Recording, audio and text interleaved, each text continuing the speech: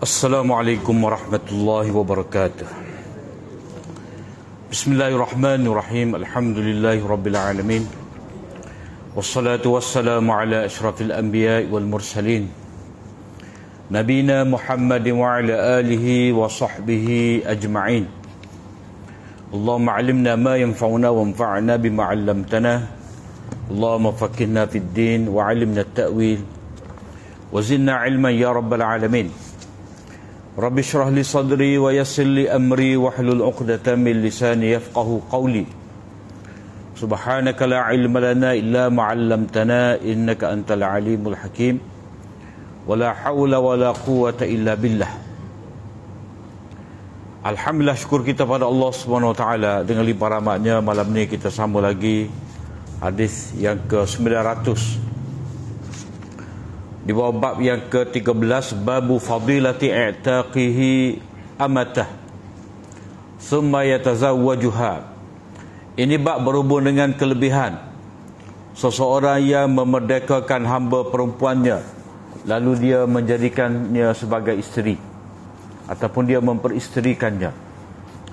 Hadis Anas ibn Malik radhiyallahu anhu anna Rasulullah sallallahu alaihi wasallam ghaza Khaybar fasallayna 'indaha salatal ghadah bighalas farakiba Nabiullah sallallahu alaihi wasallam wa rakiba Abu Talha wa ana radifu Abi Talha fa ajra Nabiullah sallallahu alaihi wasallam fi zuqaqi Khaybar wa anna rukbati latamassu fakhidha Nabiullah sallallahu alaihi wasallam thumma hasara al-izar an fakhidhihi hatta inni la anzuru ila bayadi fakhidhi Nabillahi sallallahu alaihi wasallam falamma dakhala al-qaryah qala Allahu akbar kharibat Khaybar inna idza nazalna bi sahati qaum fasa'a sabahu al-munzirin qalaha thalatha qala wa kharaja al-qaumu ila a'malihim faqalu Muhammad wal khamis ya'ni al-jaysh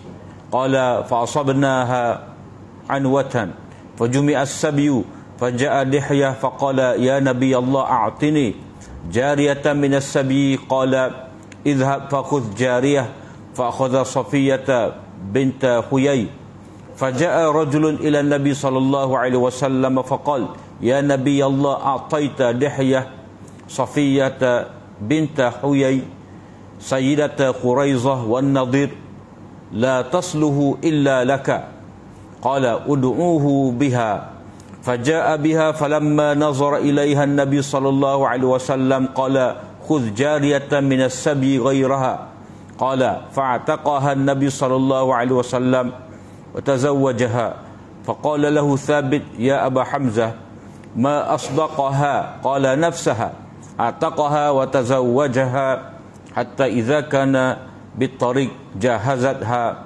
له أم سليم فأهدتها له من الليل فأصبح النبي صلى الله عليه وسلم عروسا فقال من كان عنده شيء فليجيء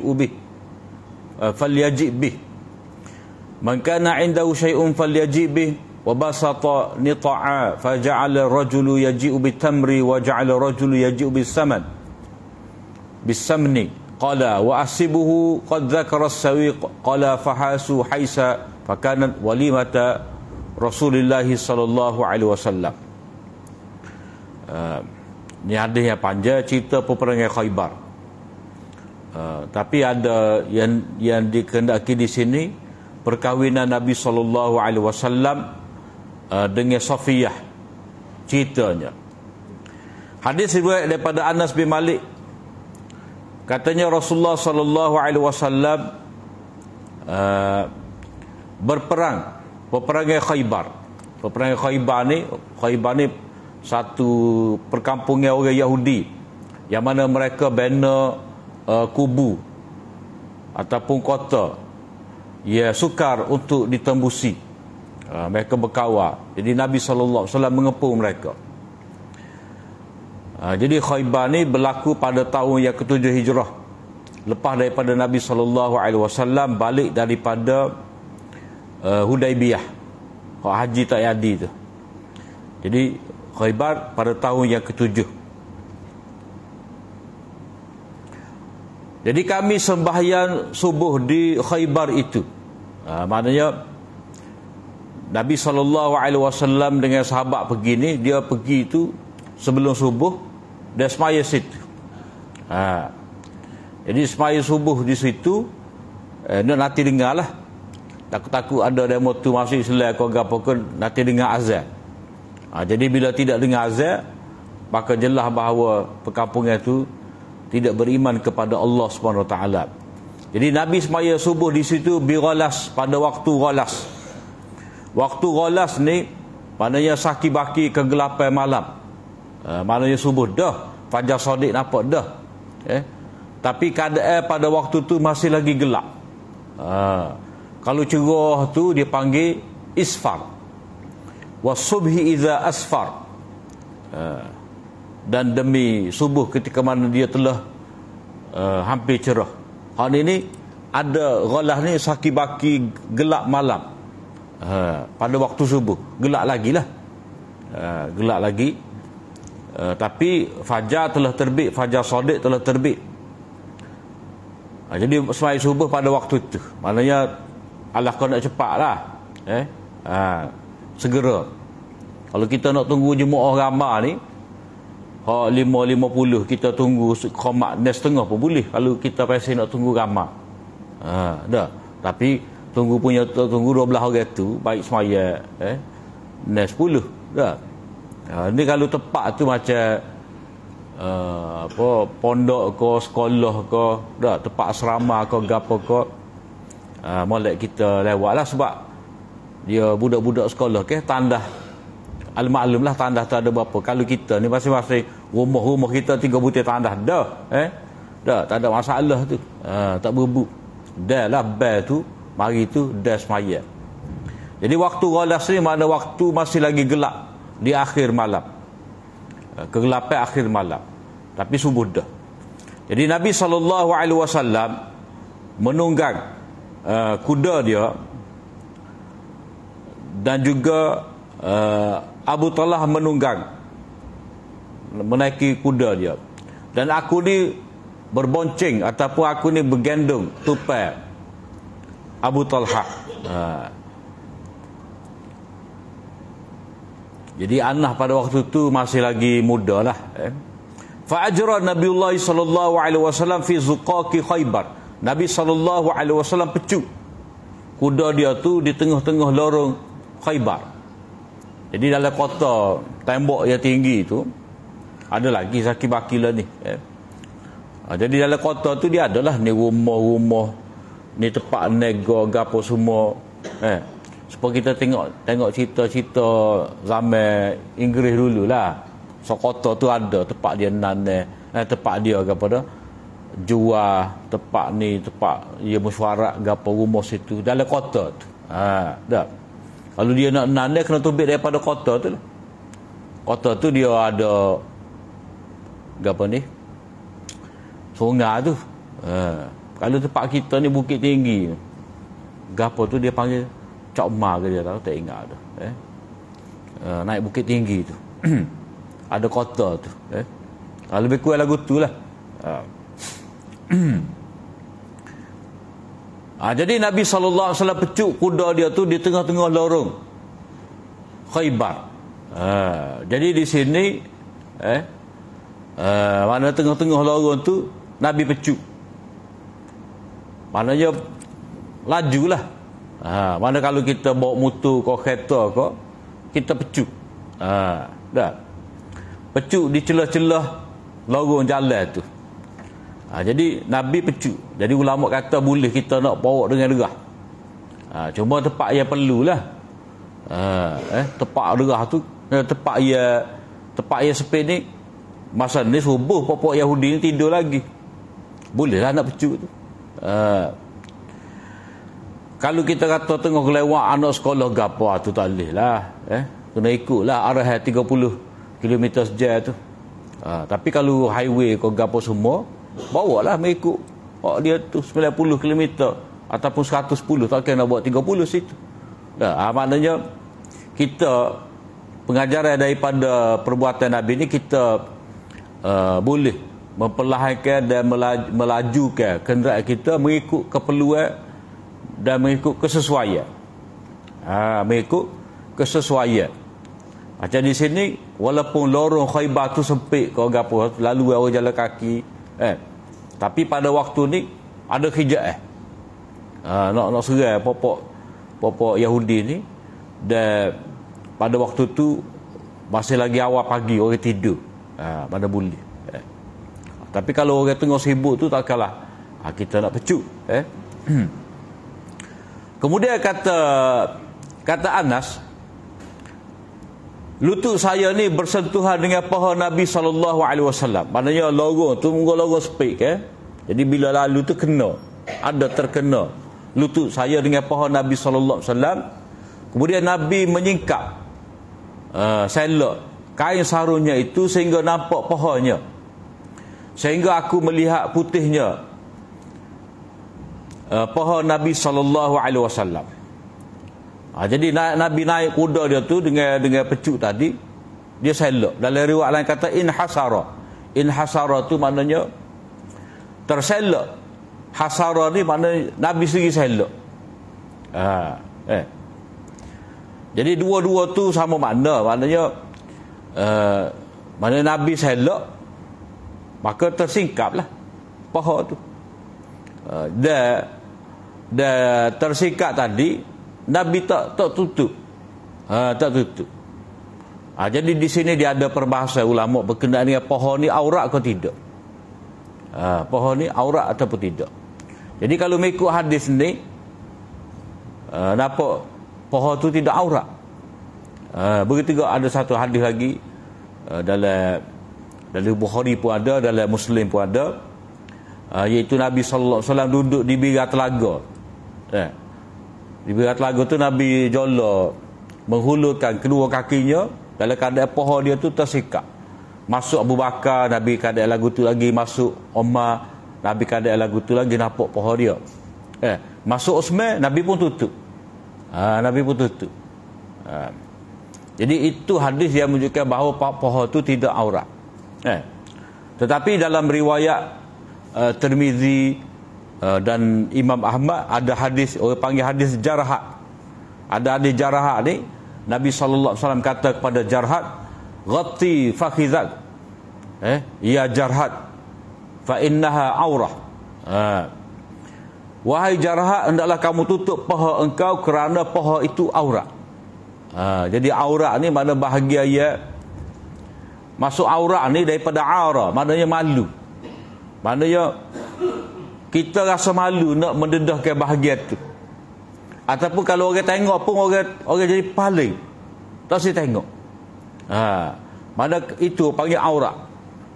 Maknanya bila terdedah benda ni, kita rasa malu, orang pun tak tergamuk dah kelih. Malu. Itu dipanggil aurat. Jadi dalam riwayat Jarhat ni, paha tu aurat dengan jelas sekali.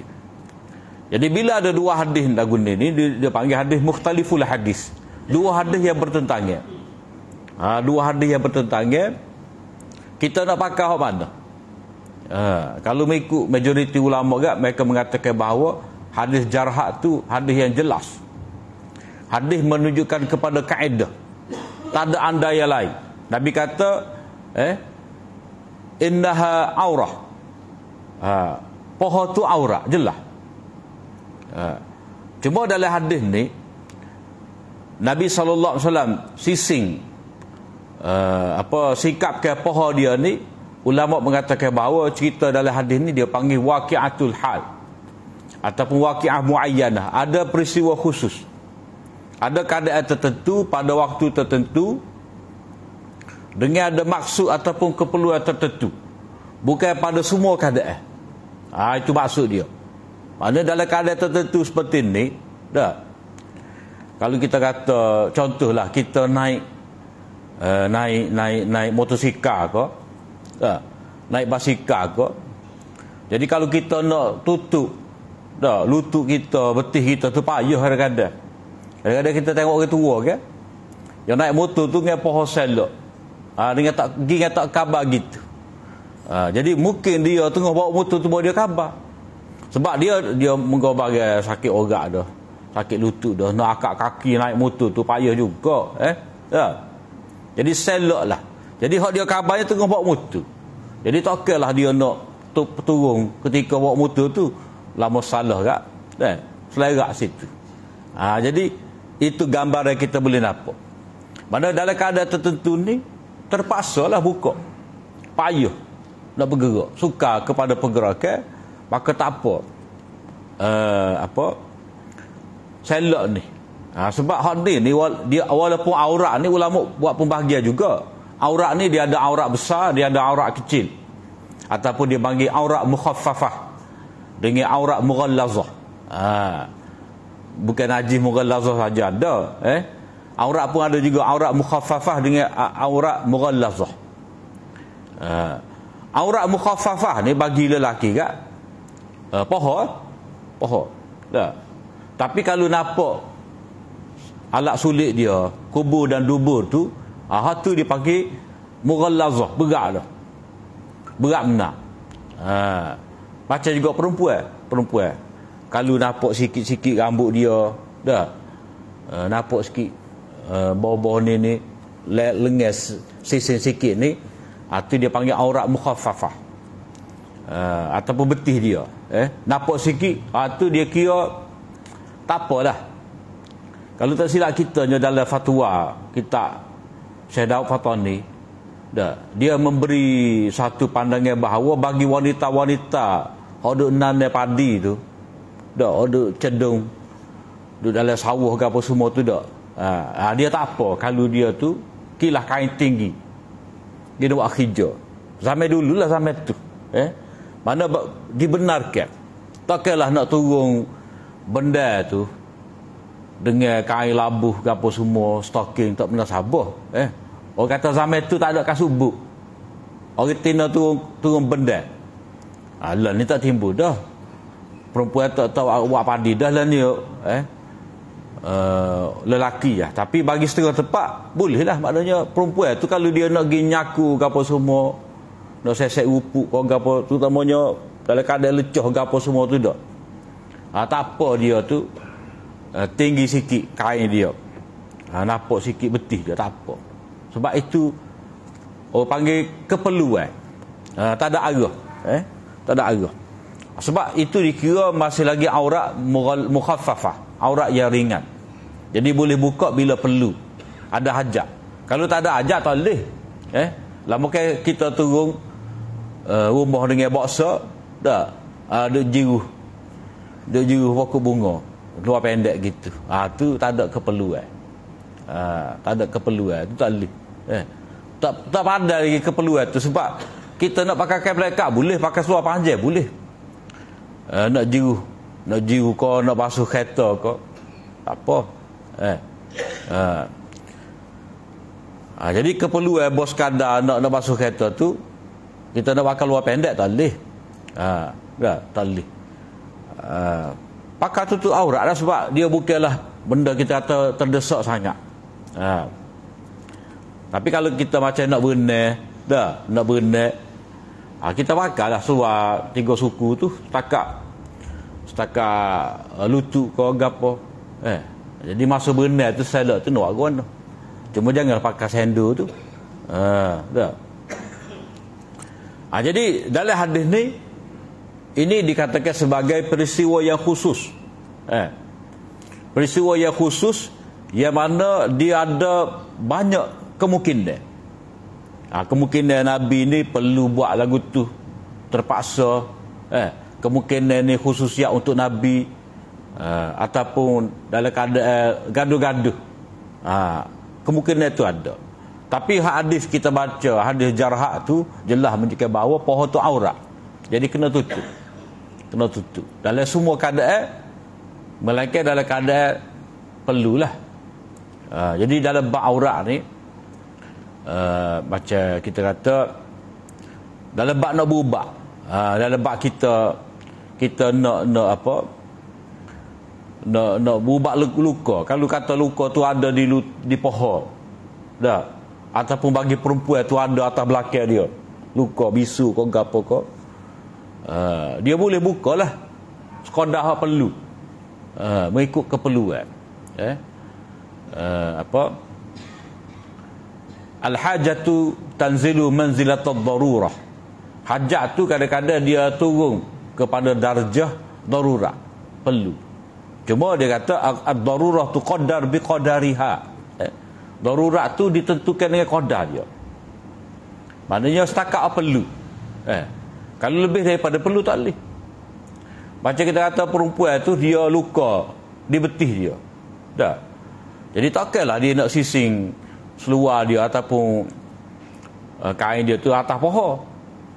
Jadi dia boleh paling-paling tinggi setakat lutut. Cukuplah sebab luka tu dia tu di betih. Maknanya kena letak, maknanya dibenarkan buka aurat tu dengan qadar dia. Tak boleh lebih. Ibn Ghazali kata al-amru idza dhaqa ittasa'a wa idza ittasa'a dhaqa. Satu perkara ni bila dia sempit maka akan dibukakan keluasan. Tapi bila luas sangat kena sempit pula. Tak boleh buka sangat ruang. Jadi walaupun kita kata hadis ni Nabi ada buka paha dia, kita pun kata tak apa, kita nak katif sikap tep-tep. Dengan pakai seluar pendek. Tak boleh peluah gitu. Sebab ini keadaan perang. Kita ni bukan perang, kita kata apa, round-round tep-tep. Tak boleh nak kias lagu tu. Bila mana Nabi SAW masuk dalam perkampungan Khaybar ni, Nabi pun kata 3 kali Allahu Akbar, Allah Maha Besar. Mana ketika perang ni molek kita takbir, Allahu Akbar, takbir, Allahu Akbar. Dah. Jadi takbir maknanya sebagai zikrullah. Ya ayyuhallazina amanu idza laqitum fi'atan fathbutu wadhkurullaha katsira. Wahai orang-orang yang beriman, bila kamu berhadapan dengan musuh, maka tetaplah teguh, jangan takut, tetaplah teguh dalam peperangan dan ingatlah Allah Ta'ala dengan sebanyak-banyaknya. Sebab takbir ni pertama ingat kepada pertolongan Allah Ta'ala, kemudian ikhlaskan dalam perjuangan. Maksud perjuangan kita adalah untuk menegakkan kalimah Allah. Nabi berkata kharibat Khaybar, musnahlah, runtuhlah Khaybar. Musnahlah Khaybar. Musnahlah Khaybar ni Nabi ucap ni ada 2 andaian. Satu sebagai doa. Sebagai doa. Semoga Khaybar ni runtuh, hancur. Ataupun ini dipanggil pemberitahuan daripada Nabi. Mana Nabi sebagai Rasul ia diberikan wahyu. Nabi kata kharibat Khaybar, maknanya Khaybar akan musnah. Jadi dia dua makna. Satu, doa Nabi. Doa Nabi. Semoga Khaybar runtuh, hancur. Ataupun ini sebagai pemberitahuan daripada Nabi, wahyu dari Allah Ta'ala bahawa pasti kita dapat meruntuhkan Khaybar ni. Nabi berkata inna idza nazalna bisahati qaum, sesungguhnya kita ni bila kita singgah di halaman satu kaum, mana kita mari singgah ni maknanya kita mari serang lah, maka pagi orang-orang yang telah diberi amaran adalah pagi yang sangat buruk. Maknanya kesudahan yang buruk kepada orang-orang yang telah diberi amaran sebelum pada ni.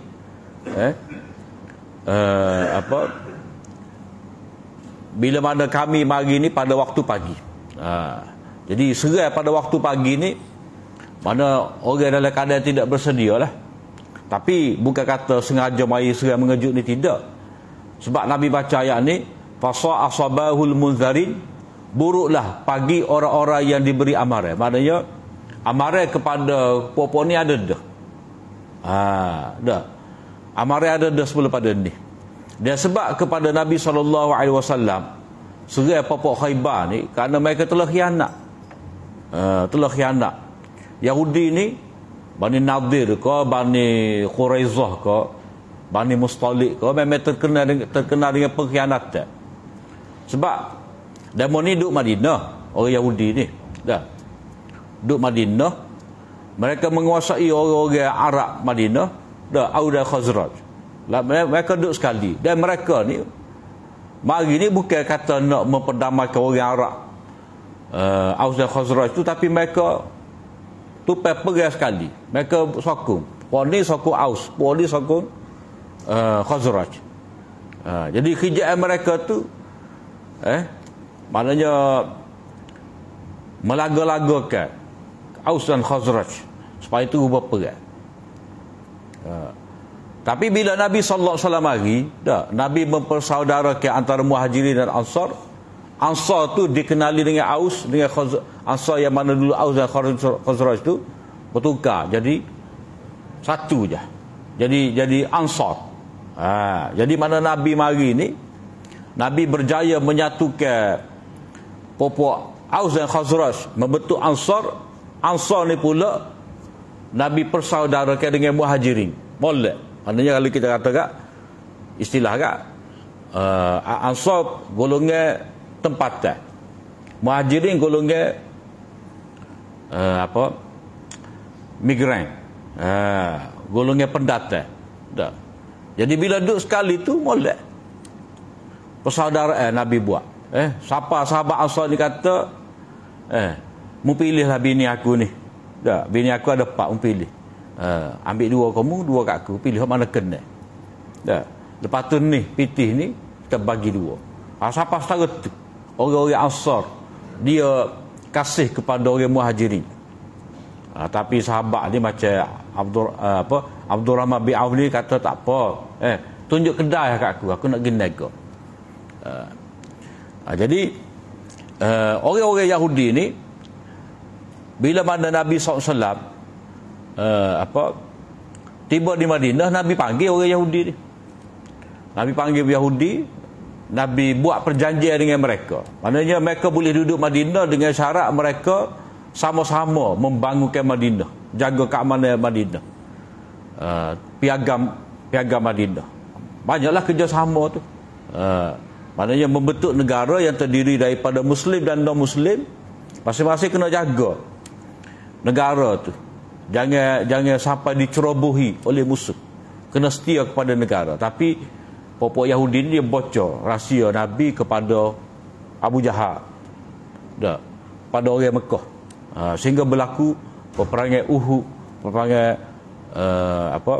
Ahzab. Ahzab utara je. Jadi berarti mereka khianat. Maka dengan sebab itulah Nabi sallallahu alaihi wasallam lepas daripada peperangan Ahzab tu suruh lalu Yahudi. Sebab mereka ni khianat.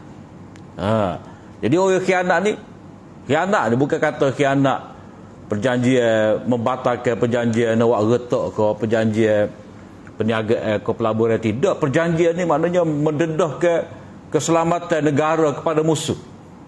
Musuh mari serang, rapat ada. Popok tentera Ahzab tu rapat ada dengan Madinah. Dia puncanya Yahudi lah. Jadi maka sebab itulah Nabi sallallahu alaihi wasallam serang popok Yahudi ni yang terkenal dengan khianat. Bukan saja-saja Nabi nak serang popok Yahudi ni. Jadi Nabi kata Allahu Akbar kharibat Khaybar 3 kali. Kemudian popok Yahudi ni keluar untuk pergi buat kerja. Mereka waktu becok mereka parang dengan kapok, dengan dengan raga. Sebab Khaybar ni dia tanah kurma. Dia muni pandai tanah buah kurma ni. Jadi mereka ni nak pergi buat kerja, nak pergi nyaku, nak ambil hasil. Dalam keadaan terkejut tu mereka kata Muhammad wal Khamis, Muhammad dan tentera dia. Tentera Nabi ni dikatakan Al-Khamis. Maksud Al-Khamis ni biasanya Nabi sallallahu alaihi wasallam dia perang, orang Arab dulu dia perang, dia buat satu formasi tentera tu, dia bagi pada 5 kumpulan. Dia panggil muqaddimah.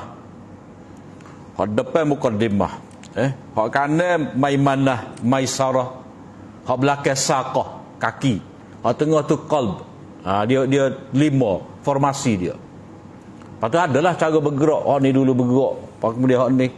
Jadi dia buat sistem lagu tu. Maknanya perang tu dia bagi kepada 5 kumpulan. Tidak kata bakal gi belakang gitu dak. Tak logik tu dia kena ada hak ni bertindak dulu. Hak ni bahagian mana dulu. Dah. Lepas hak ni mana hak ni pula. Kena ada giliran. Jadi Nabi membahagikan kepada 5 kumpulan tentera dia tu, sebab itulah dipanggil wal khamis. Bukan hari Khamis ni bukan masa hari Khamis ni. Khamis tu maknanya 5. Jadi Khamis pun kalau kita bilang pun memang hari kelima lah. Ahad, Isnin, Selasa, Rabu, Khamis. Jadi orang Arab panggil hari Rabu tu Arbi'a. Ahad tu satu lah, hari pertama. Jadi kalau kita bila Ahad, Isnin, Selasa, Rabu, Khamis yang kelima tu betul lah. Tak jadi masalah. Kata apa tak bila hari Jumaat dulu. Tu tak timbul masalah. Sebab daripada dulu lagi dia bila Ahad, Isnin. Isnin tu 2 lah, Isnin. Jadi Khamis di sini bukan hari tetapi formasi tentera. Qala. Jadi Allah berkata kami memperolehi harta rampasan ni dengan cara kekerasan. Malah kita serat, mengejut ni. Ataupun satu lagi dengan makna mereka tu terpaksa tunduk dengan kekerasan. Mana mereka ni bila Nabi mari ni, jadi mereka pun tak ada tidak sempat buat persediaan dengan apa-apa senjata, pakai menyerah gitu. Moga ketakutan moga Nabi mari sekaligus serentak menyerang mereka ni. Jadi mereka menyerah. Jadi kami memperolehi menyerang memenangi Khaybar ni dengan cara menundukkan mereka, maka dihimpunkan tawanan-tawanan perang. Sabiyu tu maksud dia wanita-wanita, kanak-kanak ditawan.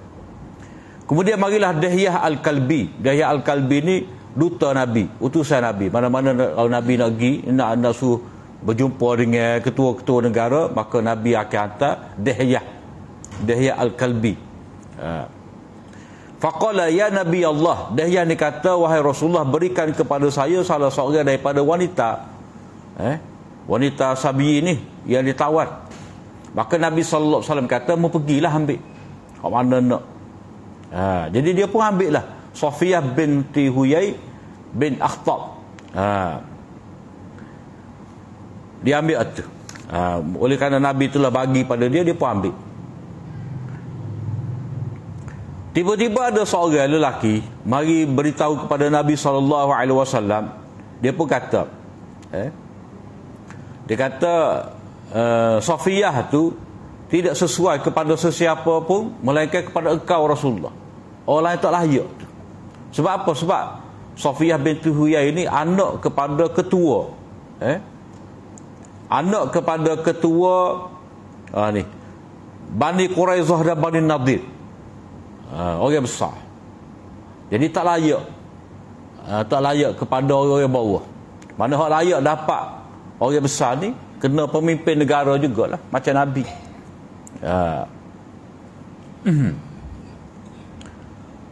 Ud'uhu biha. Panggil Dihyah tu mari membawa Safiyah.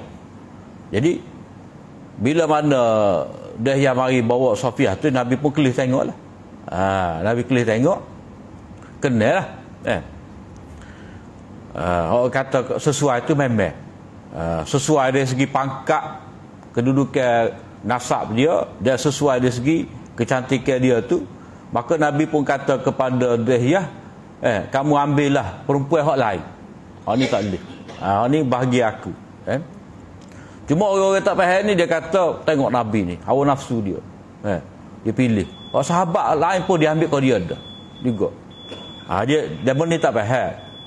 Sebab hak bagi beritahu pada Nabi ni, dia kata Safiyah ni Sayyidah Quraizah. Dia pemimpin. Pemimpin. Anak pemimpin Bani Quraizah, maknanya orang besar. Jadi Dihyah ni dia pangkat rendah. Nabi ni ketua negara. Jadi dia kata tak sesuai kepada dia sebab kedudukan tu.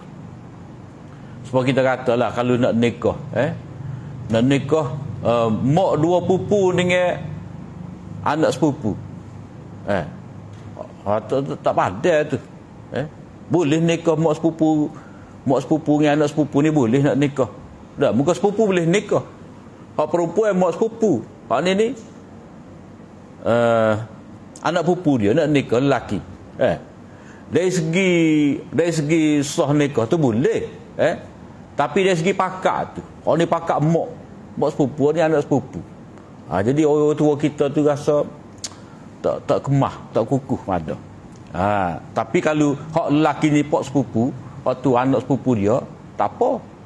Sebab kedudukan tu. Jadi gitulah biasanya. Kalau kita perincikan tentang kufu tu, kelayakan kesamaan tu. Jadi Nabi ambil Safiyah ni adalah kerana menghormati perempuan ataupun perempuan dari kalangan pemimpin Yahudi. Bukan atas rasa Nabi kena tu Nabi ambil, tidak, atas rasa dia ambil perempuan bangsawan ataupun anak beranak pemimpin pihak musuh. Jadi biasanya dulu orang jahiliah dulu kalau bini pemimpin musuh dia, itulah dia wak hamboi. Jadi terhina lah. Nabi ni tidak. Nabi ambil fa'ataqaha. Nabi pun memerdekakan Safiyah tadi lalu mengahwininya pula. Maka anak murid Anas bin Malik ni, nama dia Sabit Al-Bunani, dia pun berkata, wahai Abah Hamzah, wahai Anas, Nabi bayar gapo sebagai mahar? Maka Anas pun kata dirinya. Maknanya Nabi kata kepada Safiyah, mun nak dak aku memerdekakan kamu dengan syarat memerdeka ni jadi bini aku. Gitulah bahasa muda. Mun nak kau jadi merdeka dengan syarat aku memerdekakan kamu, maka kamu pun berkahwin dengan aku. Itu yang dijadikan, yang dikatakan bahawa mahar tu diri dia. Kebebasan dia tu menjadi mahar. Sebab seorang hamba, kalau dia nak merdeka daripada tuan dia kena bayar piti. Dia panggil hamba mukatab, hamba kitabah, hamba perjanjian. Tuan dia kata, buat mari 10,000, dah kamu merdeka. Jadi hamba dia kerja. Dia kerja dengan boh dia, dengan tuan dia pukul 8 sampai pukul 5. Dah. Pukul 6 tu dia kerja dengan orang lain pula, boleh piti sampai tengah malam. Boleh piti tu hak itulah dia bayar kepada tuan dia. Jadi di sini Nabi SAW menjadikan pembebasan Safiyah tu sebagai mahar untuk Safiyah. Hal lagu ni tak apa. Hak talihnya seperti kita sebut bahawa ni nikah syirar. Orang lelaki itu kata kepada seorang lelaki lain, aku nikahkan kamu dengan anak perempuan aku dengan syarat kamu mengawinkan aku dengan anak perempuan kamu dan tak ada mahar. Itu tak boleh. Tu dia menjadikan anak masing-masing sebagai mahar. Tak boleh. Hak ni Safiyah tu dia status hamba. Status hamba, dia nak merdeka boleh dengan syarat dia jadi isteri Nabi. Jadi tak payah Nabi bayar mahar. Sebab nak memerdekakan ni mahar hamba tu.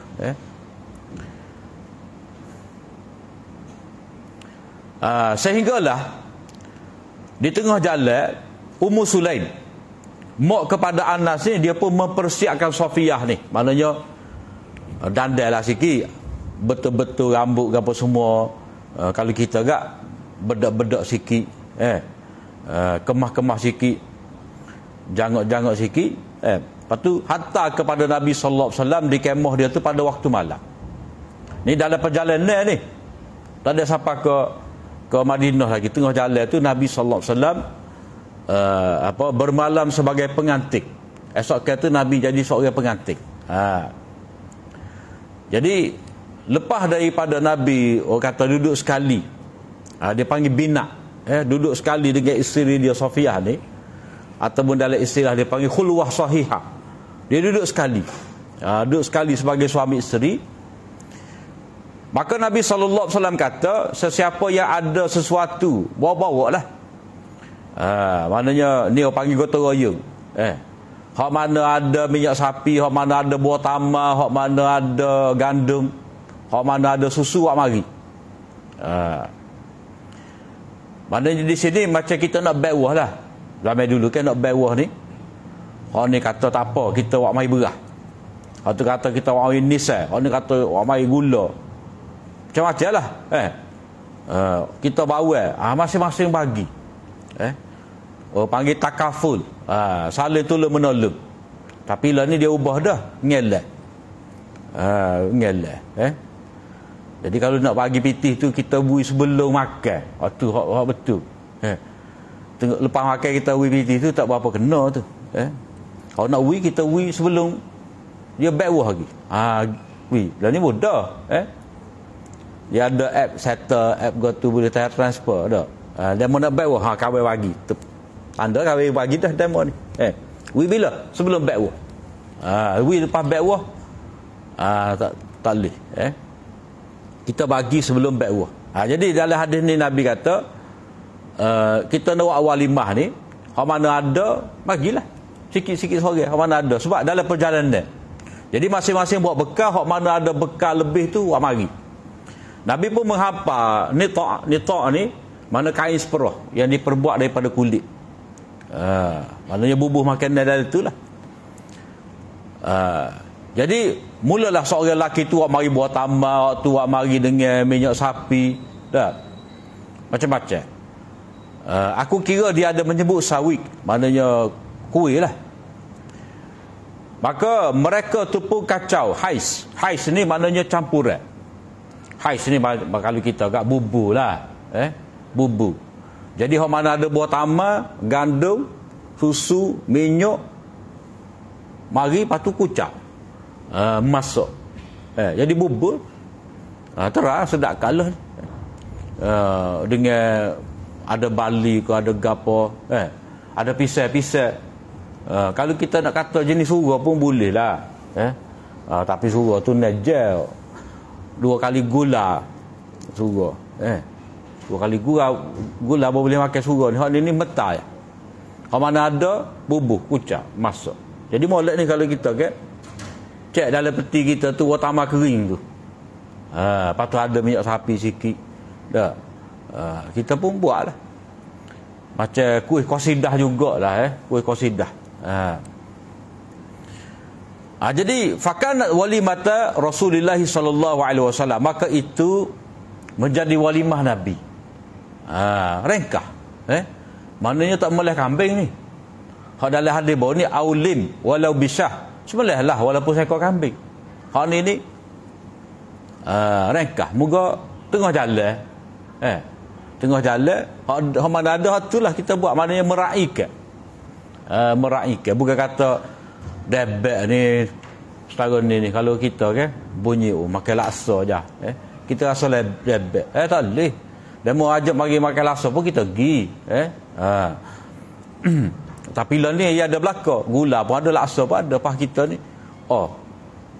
laksa tak makan lagi. Padahal baru makan nasi. Boleh dah. Dah.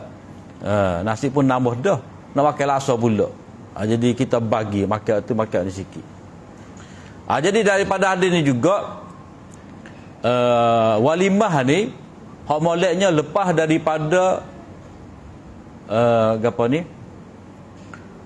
nikah. Lepas daripada nikah dan lepas daripada dua-dua tu duduk sekali. Jangan kita baiwah malam tu baru nak akad nikah. Bahaya aku tu. Hal ni biar tertunda. Nikah dah. Nikah dah paling tidak, nikah dah, kemudian kita pun baiwah. Lama dah. Waktu email tu natu pula. Dah. Pengantin tak mari. Boleh kata email. Itulah hadis yang kita baca pada malam ni, cerita perkahwinan Nabi SAW dengan Safiyah yang melibatkan hukum walimah yang ringkas dan juga melibatkan hukum mengawini seorang hamba dengan menjadikan kebebasan dia itu sebagai mahar. Jadi setakat itu saja perbincangan kita pada malam ni. Apa yang baik dari Allah SWT, salah dan silap daripada kelemahan diri hamba. Aku liqauli hadza wa astaghfirullah li wa lakum. Assalamualaikum warahmatullahi wabarakatuh. Subhanallah.